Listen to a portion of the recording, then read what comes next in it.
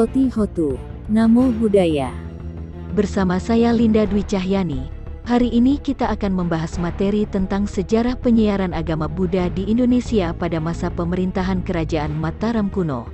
Silakan disimak penjelasan berikut ini.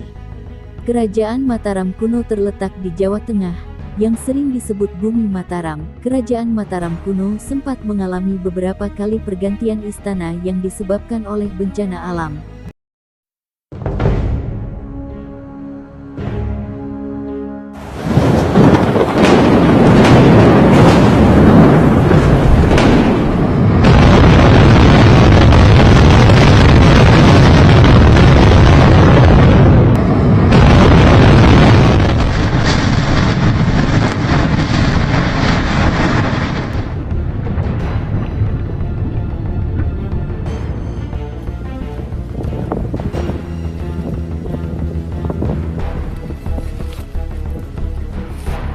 Daerah ini dikelilingi oleh pegunungan seperti Gunung Tangkuban Perahu, Gunung Sindoro, Gunung Sumbing, Gunung Merapi, Merbabu, Gunung Lawu dan Pegunungan Sewu.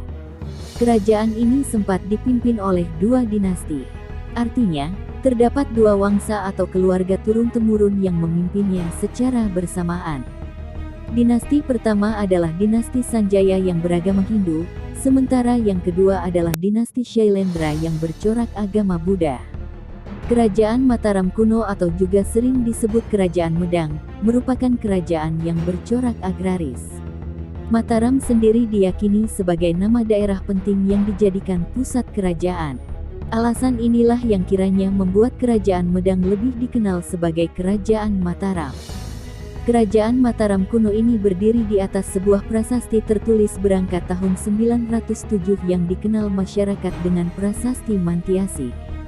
Prasasti ini mengatasnamakan Dyah Balitung dan menjelaskan secara eksplisit bahwa penguasa pertama Kerajaan Medang ini adalah Rakai Mataram Sang Ratu Sanjaya. Menyandang gelar ratu bukan berarti penguasa pertama Kerajaan Mataram merupakan seorang perempuan. Ratu, Rakai, dan Bre adalah istilah asli Nusantara untuk menyebut seorang penguasa. Jadi Sanjaya memiliki jenis kelamin laki-laki namun menggunakan gelar ratu karena pada saat itu tidak ada perbedaan yang berarti atas tafsir ratu dan raja. Sanjaya terlibat dalam sejarah Kerajaan Kalingga. Ia memperkenalkan Ratu Sima yang terkenal super adil untuk menduduki tahta Kerajaan Kalingga. Di abad ke-7 itu pulalah Sanjaya menguasai kekuasaannya di Jawa Barat dengan membagi wilayah kerajaan kepada kedua pemilik. Sanjaya kemudian pergi ke Mataram lagi sesuai dengan keinginan awalnya. Di sana ia mengambil alih kekuasaan dan menjadi raja di Mataram kuno. Masa kejayaan Sanjaya dikarenakan ia memulai segalanya dari awal. Sejarah lebih mengenal Sanjaya sebagai pendiri Wangsa Sanjaya yang menguasai Kerajaan Mataram kuno. Sanjaya adalah seorang raja yang juga memahami isi dari kitab sucinya. Ia adalah seorang penganut Hindu Shiva yang sangat taat. Meskipun sangat mendukung perkembangan agama Hindu, namun Sanjaya merupakan raja yang bijak.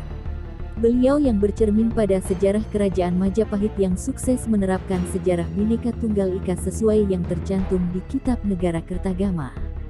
Sanjaya menjembatani penduduk di Mataram kuno yang ingin memeluk agama lain.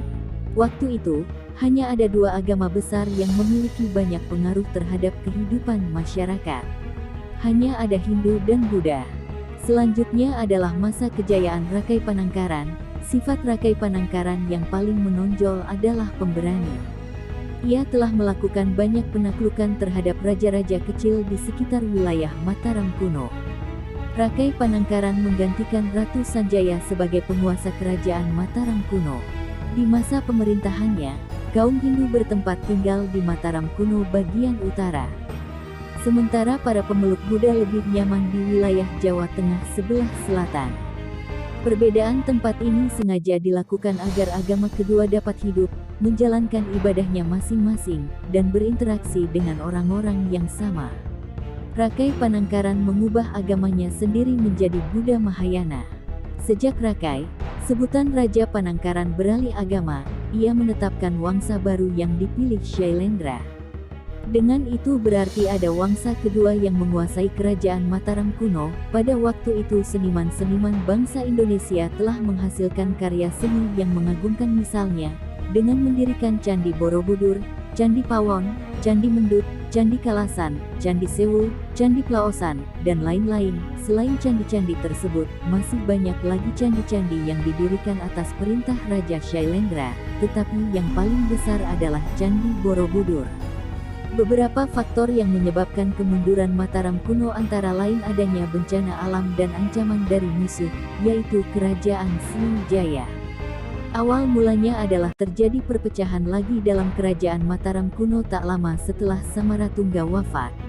Anak Samaratungga dengan Dewi Taraf yang bernama Balaputradewa menunjukkan sikap menentang terhadap ikatan pewaris tahta. Pertentangan itu akhirnya melahirkan perang perebutan kekuasaan antara Pikatan dengan Balaputradewa. Prasasti Kalasan 778 Masehi diceritakan bahwa Rakai Panangkaran mendirikan Candi Kalasan untuk memuja Dewi Taraf dan Candi Sari untuk dijadikan wihara bagi umat Buddha atas dasar permintaan Raja Wisnu dari dinasti Shailendra. Terima kasih telah menonton video ini, semoga bermanfaat. Jangan lupa like and subscribe.